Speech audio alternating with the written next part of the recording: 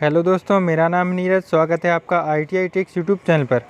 दोस्तों, आज की इस वीडियो में हम ITI की कोपा टेट के लिए जो DRDO का एग्ज़ाम होने वाला है उसके लिए मोस्ट इम्पोर्टेंट क्वेश्चन आपको बताने वाले हैं, जो कि बार बार आपके एग्ज़ाम में रिपीट हुए हैं। तो यही क्वेश्चन संभावना है कि आपका जो DRDO का सेप्टेम्बर 10 का एग्ज़ाम होने वाला है उसमें भी यही क्वेश्चन आएंगे। इस वीडियो में हम आपको 25 क्वेश्चन बताएँगे और इसी तरीके से लगातार हमारी वीडियो आती रहेंगी DRDO के लिए जो वैकेंसी आई है उसके लिए।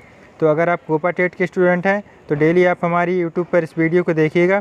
हम आपको डेली 25 क्वेश्चन सॉल्व कराएंगे जो कि आपके एग्ज़ाम में पूछे जाएंगे DRDO के सेप्टेम्बर 10 के एग्ज़ाम में। तो चलिए शुरू करते हैं हमारी वीडियो। पहला इम्पोर्टेंट क्वेश्चन है, निम्न में से कौन सा ऑपरेटिंग सिस्टम नहीं है? तो पहला ऑप्शन है DOS मतलब डॉस, जिसका फुल फॉर्म होता है disk operating system. B option है लिनक्स और सी ऑप्शन है विंडोज़ और डी ऑप्शन है सी लैंग्वेज। तो यहाँ पर आप देख रहे होंगे A, B और C, यह जो तीनों ऑप्शन दिए गए हैं यह आपको पता होगा ऑपरेटिंग सिस्टम होते हैं। लेकिन यहाँ पर जो आपको C ऑप्शन दिया गया है, यहाँ पर आप साफ साफ देख सकते हैं लैंग्वेज लिखा गया है। मतलब यह जो ऑप्शन में दिया गया है यह एक प्रकार की लैंग्वेज है। तो इस क्वेश्चन में आपको पूछा गया है कि कौन सा ऑपरेटिंग सिस्टम नहीं है, तो डी ऑप्शन में लैंग्वेज लिखा गया है, मतलब यह आपका ऑपरेटिंग सिस्टम नहीं है। इसीलिए पहला क्वेश्चन का जो आंसर है वह डी ऑप्शन सही हो जाएगा। दूसरा इम्पोर्टेंट क्वेश्चन है, फाइल या फोल्डर को कॉपी और पेस्ट करने के लिए किस शॉर्टकट की का उपयोग किया जाता है? स्टूडेंट, जितने भी इम्पोर्टेंट शॉर्टकट की हैं वह आपके लिए सारे कवर करवा दिए जाएंगे, तो आपको बिल्कुल भी चिंता करने की ज़रूरत नहीं है। तो यहाँ पर आपको दो प्रकार की शॉर्टकट की पूछी गई हैं। पहला आपको कॉपी के लिए बताना है कि कॉपी करने के लिए कौन सा शॉर्टकट की उपयोग में लाया जाता है और पेस्ट करने के लिए कौन सा उपयोग में लाया जाता है। तो यहाँ पर आप देख रहे होंगे Ctrl+X दिया गया है और Ctrl+ भी दिया गया है। तो यहाँ पर अगर X है तो X का मतलब आप जानते होंगे, अगर किसी भी मटेरियल को हमें कट करना होता है तो Ctrl+X दबाते हैं, इसलिए इसका पहला ऑप्शन तो नहीं होगा। और दूसरा ऑप्शन जो दिया गया है उसमें है Ctrl+C, इसका उपयोग हम कॉपी करने के लिए करते हैं, और Ctrl+V इसका उपयोग हम पेस्ट करने के लिए करते हैं। मतलब इसका जो आंसर है वह बी ऑप्शन सही हो जाएगा। यहाँ पर आपको दोस्तों एक बात ध्यान रखना है कि यहाँ पर जो आपको Ctrl+C और Ctrl+V भी इसका आंसर में देना है, ना कि आल्ट। कुछ बच्चे ऐसे होते हैं जो कि Alt+C या Alt+V इसका आंसर दे देते हैं, तो आपको यह बात ध्यान में रखना है ताकि आपका कोई भी क्वेश्चन धोखे से भी गलत ना हो। तीसरा क्वेश्चन है, निम्न में से कौन सी सेकेंडरी मेमोरी नहीं है? तो यहाँ पर आपको पूछा गया है सेकेंडरी मेमोरी कौन सी नहीं है। तो आप जानते होंगे रैम और रोम जो होती है वह प्राइमरी मेमोरी होती है। तो यहाँ पर सी ऑप्शन में दिया गया है रैम की सेकेंडरी मेमोरी नहीं है, तो यह आपका आंसर हो जाएगा, जिसका फुल फॉर्म होता है रैंडम एक्सेस मेमोरी। यह आपकी प्राइमरी मेमोरी होती है। इसलिए जो तीसरा क्वेश्चन है हमारा कि निम्न में से कौन सी सेकेंडरी मेमोरी नहीं है, तो सी ऑप्शन सही हो जाएगा। चौथा क्वेश्चन है, कंप्यूटर कंट्रोल करने संबंधी इंस्ट्रक्शन या प्रोग्रामों को क्या कहते हैं? यहाँ पर आपको खाली स्थान में क्या आएगा यह बताना है। स्टूडेंट, कंप्यूटर को जो कंट्रोल करते हैं उन इंस्ट्रक्शन या प्रोग्रामों को हम सॉफ्टवेयर कहते हैं, क्योंकि जितने भी सॉफ्टवेयर हैं उन्हीं के द्वारा जो कंप्यूटर है वह कंट्रोल किया जाता है। इसलिए इसका जो आंसर है वह ए ऑप्शन सही हो जाएगा। चलिए अब हम देखते हैं हमारा पांचवा क्वेश्चन, जो कि बहुत ही इम्पोर्टेंट है। HTML फाइल को सेव करने के लिए किस एक्सटेंशन का उपयोग किया जाता है? दोस्तों, आपकी ITI के एग्ज़ाम में एक्सटेंशन से संबंधित एक दो क्वेश्चन आते हैं जो कि पहले हमने आपको कंप्लीट करा दिए हैं। यह क्वेश्चन जो छूट गया था तो इसका आंसर हम आपको बताते हैं। जब हम HTML को सेव करते हैं तो उसके लिए हमें .html का उपयोग करना होता है। जो बी ऑप्शन में आपको दिख रहा होगा, पहले एक जो बिंदु दी गई है उसे डॉट बोलते हैं, तो .html इसका आंसर सही हो जाएगा। मतलब HTML फाइल को सेव करने के लिए हम .html एक्सटेंशन का उपयोग करते हैं। इसका ऑप्शन बी सही हो जाएगा। चलिए अब हम देखते हैं हमारा अगला क्वेश्चन क्या है। तो छठवां क्वेश्चन है, 1 KB में कितने बाइट होते हैं? यहाँ पर आपको पूछा गया है 1 KB में कितने बाइट होते हैं। तो आप जानते हैं 1 KB में होते हैं 1024 बाइट। इसी तरीके से और भी जो क्वेश्चन होते हैं MB में, KB में और GB में होते हैं। तो इस तरीके के जो भी क्वेश्चन है आपको याद कर लेना है। ज़्यादातर जो आंसर होता है वह 1024 ही होता है, तो इसका ए आंसर सही हो जाएगा। अगला क्वेश्चन है जो कि आपके एग्ज़ाम में पूछा गया था, वह क्रम कौन सा है जिसमें कंप्यूटर संचालित होता है? आपको बताना है कि कंप्यूटर कैसे संचालित होता है। कहने का मतलब यह है कि जब हम कोई भी कंप्यूटर में वर्क करते हैं तो सबसे पहले हमें उसमें इनपुट करना होता है, उसके बाद जो प्रोसेस चलती है और उसके बाद हमें आउटपुट प्राप्त होता है। तो पहला ही ऑप्शन आपको दिख रहा होगा, इनपुट, प्रोसेस और आउटपुट, मतलब इसका आंसर ये सही हो जाएगा। 8वां क्वेश्चन है, किसी समस्या को ठीक करने या एक नया एप्लीकेशन इंस्टॉल करने या कंप्यूटर में कॉन्फ़िगरेशन बनाने के बाद क्या करना चाहिए। तो यहाँ पर आपको पता होगा, कोई भी अगर हम एप्लीकेशन इंस्टॉल करते हैं या कोई भी समस्या ठीक करते हैं तो उसके बाद हम रीस्टार्ट करते हैं कंप्यूटर को, मतलब ये ऑप्शन इसका सही हो जाएगा। और कंप्यूटर को जब हम बंद करना चाहते हैं तो उसके लिए हम शट डाउन करते हैं। 9वां क्वेश्चन है, जो कि थोड़ा मुश्किल होगा आपके लिए। यहाँ पर आपको पूछा गया कि URL में जो http/www यह एक तरीके की जो वेबसाइट हम लिखते हैं, इसमें HTTP का मतलब क्या होता है। तो आपको अगर HTTP का जो फुल फॉर्म पता होगा, जो कि होता है हाइपर टेक्स्ट ट्रांसफ़र प्रोटोकॉल, तो आपको यह जो क्वेश्चन है वह आप पर बन जाएगा, क्योंकि यहाँ पर जो इसका फुल फॉर्म में भी आता है प्रोटोकॉल, यहाँ पर आप ऑप्शन में भी देख रहे होंगे सी ऑप्शन में दिया गया है प्रोटोकॉल। तो इसका फुल फॉर्म आपको याद कर लेना है, हाइपर टेक्स्ट ट्रांसफ़र प्रोटोकॉल। यह एक तरीके का प्रोटोकॉल होता है, मतलब इसका सी ऑप्शन सही हो जाएगा। 10वां क्वेश्चन है, टेली सॉफ्टवेयर में यूज़र के द्वारा इंटर किया गया सारा डाटा कौन सी डायरेक्टरी में स्टोर होता है। तो जो डाटा होता है वह आपकी डाटा डायरेक्टरी में स्टोर होता है, मतलब ये ऑप्शन इसका सही हो जाएगा। 11वां क्वेश्चन है, वेब पेजों को इंटरनेट से जोड़ने या प्रदर्शित कराने के लिए किसकी आवश्यकता होती है।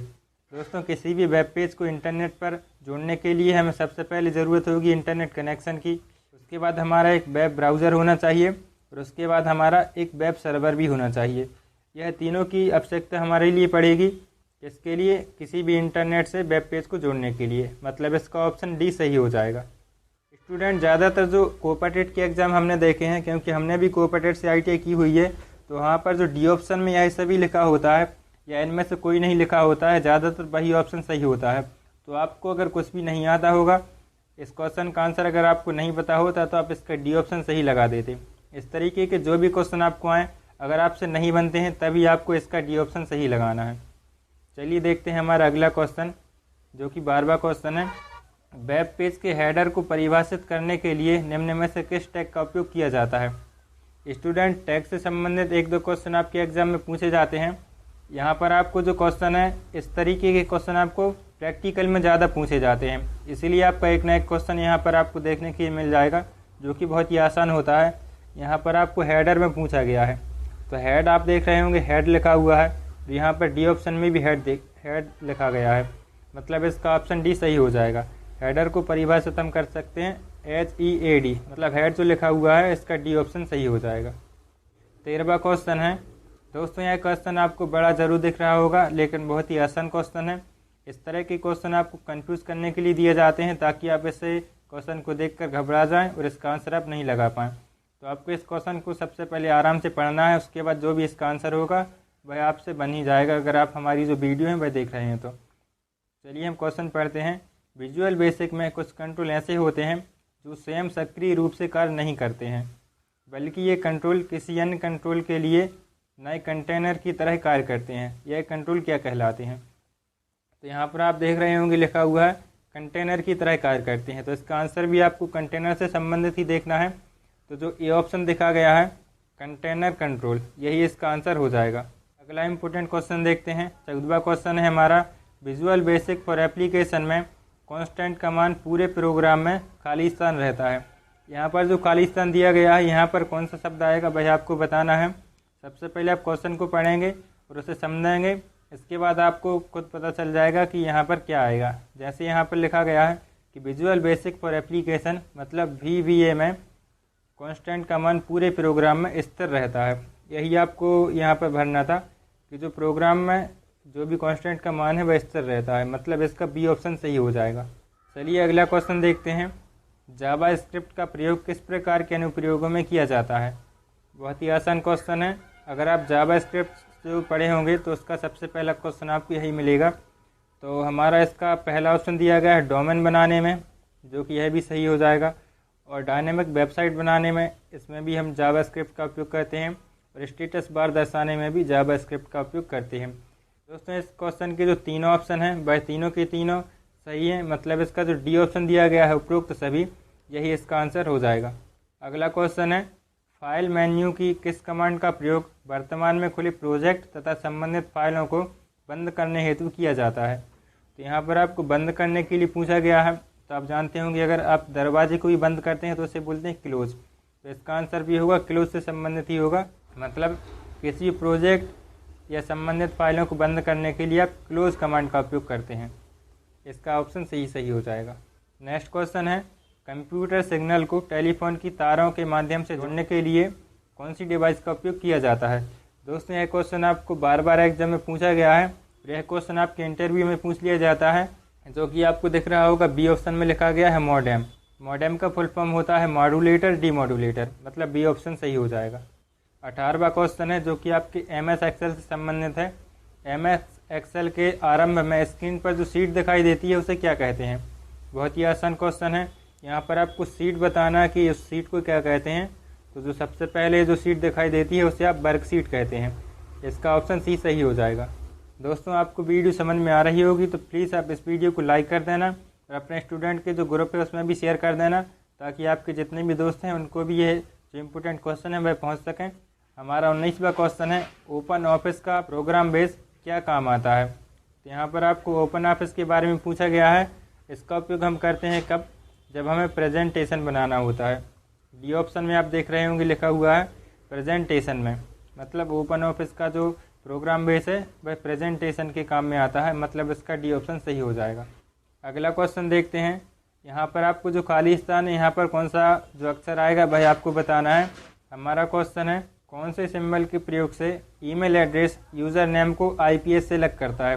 तो जब आप लिखते हैं अपनी ईमेल, हमारी ईमेल है neerajjharia01@gmail.com। तो यहाँ पर आप देख रहे होंगे बीच में हमने @ बोला है, जो कि आपको बी ऑप्शन में दिख रहा होगा। यह जो है वह ईमेल एड्रेस की यूज़र नेम को ISP से अलग करता है। इसका बी ऑप्शन सही हो जाएगा। 21वां क्वेश्चन है, OSI मॉडल में कितने लेयर होते हैं। OSI मॉडल जो होता है उसमें आपके 7 लेयर देखने को मिल जाते हैं। तो इसका जो ए ऑप्शन सही हो जाएगा। OSI मॉडल में 7 लेयर होते हैं। 22वां इम्पोर्टेंट क्वेश्चन है, डॉक्यूमेंट को एडिट करने का अर्थ है। दोस्तों इतने ही आसान क्वेश्चन आपके एग्जाम में पूछे जाते हैं, तो आप कमेंट में यह मत लिखना कि इतने जो सरल क्वेश्चन हमने आपको बताए हैं। और भी जो इम्पोर्टेंट क्वेश्चन हैं भाई हमने आपको बता ही दिए हैं कि जो पहले हमने पार्ट 1, पार्ट 2, पार्ट 3 अपलोड कर दिए हैं और मैं आपको देखने के लिए मिल जाएंगे। तो प्लीज़ आप वीडियो को पूरा ज़रूर देखना और हमारी जो पुरानी वीडियो हैं उन्हें भी आप देख लेना, ताकि जितने भी क्वेश्चन हैं भाई सारे के सारे क्वेश्चन आपको समझ में आ चुके। इन्हीं में से जो आपके क्वेश्चन हैं भाई मैन एग्जाम में देखने के लिए मिल जाएंगे। हमारा अगला जो क्वेश्चन था, डॉक्यूमेंट को एडिट करने का अर्थ है। तो हम किसी भी डॉक्यूमेंट को एडिट कब करते हैं, जब उसमें कुछ गलतियां होती हैं। तो किसी भी गलती को अगर हम सुधारते हैं या गलतियों को सही करते हैं तो उसे बोला जाता है डॉक्यूमेंट को एडिट करना। इसका ये ऑप्शन सही हो जाएगा। अगला क्वेश्चन है, बैंक में चेक व ड्राफ्ट में इसका प्रयोग किया जाता है। दोस्तों यहाँ पर आपको पूछा गया है कि बैंक के जो चेक या ड्राफ्ट होते हैं उनमें आप किसका उपयोग करते हैं। तो इसमें जब हम बैंक में कोई भी चेक डालते हैं या ड्राफ्ट डालते हैं उसमें हम स्याही से लिखते हैं। स्याही मतलब होता है इंक। तो इंक को पढ़ने के लिए हम किसका उपयोग करेंगे, मैग्नेटिक इंक कैरेक्टर रीडर, मतलब जो बी ऑप्शन दिया गया है MICR।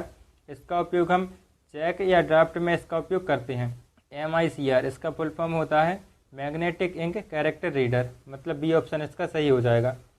और यहाँ पर जो OMR दिया गया है इसका फुल फॉर्म भी आपको पूछ लिया जाता है, जिसका फुल फॉर्म होता है ऑप्टिकल मार्कअप रीडर। तो यह भी आपको याद कर लेना है। चलिए अब हम अपना अगला क्वेश्चन देखते हैं, वीडियो गेम निम्न में से किसके द्वारा नियंत्रित किए जाते हैं। दोस्तों आप लोग PUBG तो खेलते ही होंगे, तो उसके लिए आप किसका उपयोग करते हैं, जॉयस्टिक का। मतलब अगर आप कोई भी वीडियो गेम खेलते हैं, जैसे कोई भी कार वाला गेम होता है, तो उसके लिए एक रिमोट आता है, जो कि गेम में आप जब खेलते होंगे तो आपके लिए एक रिमोट दिया जाता है खेलने के लिए, उसे हम जॉयस्टिक बोलते हैं। तो स्टूडेंट आपके लिए इस तरीके से याद हो जाएगा कि जो वीडियो गेम है वह किसके द्वारा नियंत्रित किए जाते हैं, जॉयस्टिक के द्वारा। मतलब इसका जो आंसर है वह ऑप्शन सी सही हो जाएगा। अब हमारा लास्ट क्वेश्चन है, जो कि 25वां क्वेश्चन है, MS एक्सेल स्प्रेडशीट में डाटा कैसे ऑर्गेनाइज होता है। दोस्तों आपको लग रहे होंगे कि बहुत ही आसान क्वेश्चन हमने सारी वीडियो में सॉल्व करा दिए हैं, तो इतने ही आसान क्वेश्चन आपके एग्जाम में पूछे जाएंगे, यह हमारी पूरी गारंटी है। अगर कोई भी जो कठिन से क्वेश्चन है वह आपके 1-2 क्वेश्चन ही पूछे जाते हैं, तो वह भी हमने आपको बीच बीच में कंप्लीट करा दिए हैं। बहुत ही आसान तरीके से हमने आपको समझाया है, तो आपके लिए जो कठिन से कठिन क्वेश्चन है वही भी आपको समझ में आ चुके होंगे। तो प्लीज़ आप वीडियो को लाइक कर देना। चलिए अब हम देखते हैं इसका आंसर क्या होगा। MS एक्सेल में स्प्रेडशीट में डाटा कैसे ऑर्गेनाइज होता है। तो आप जानते होंगे MS एक्सेल में कुछ इस तरीके से कॉलम बने होते हैं और इस तरीके से उसमें रो बनी होती हैं। तो ये इसका आंसर भी यही हो जाएगा कि रोज़ एंड कॉलम, मतलब डी ऑप्शन में दिया गया है कि MS एक्सेल में स्प्रेडशीट में डाटा कैसे ऑर्गेनाइज होता है, रोज़ एवं कॉलम के रूप में। तो इस तरीके से हमारे जो सारे के सारे क्वेश्चन हैं वे कंप्लीट हो चुके हैं। दोस्तों अगर आपको वीडियो पसंद आई होगी तो प्लीज़ लाइक कर देना, इसे शेयर कर देना। दोस्तों ITI से संबंधित सभी छोटी बड़ी अपडेट के लिए प्लीज़ हमारे चैनल ITI ट्रिक्स को ज़रूर सब्सक्राइब कर लेना। तो मिलते हैं अगली वीडियो पर, तब तक के लिए आपका बहुत बहुत धन्यवाद।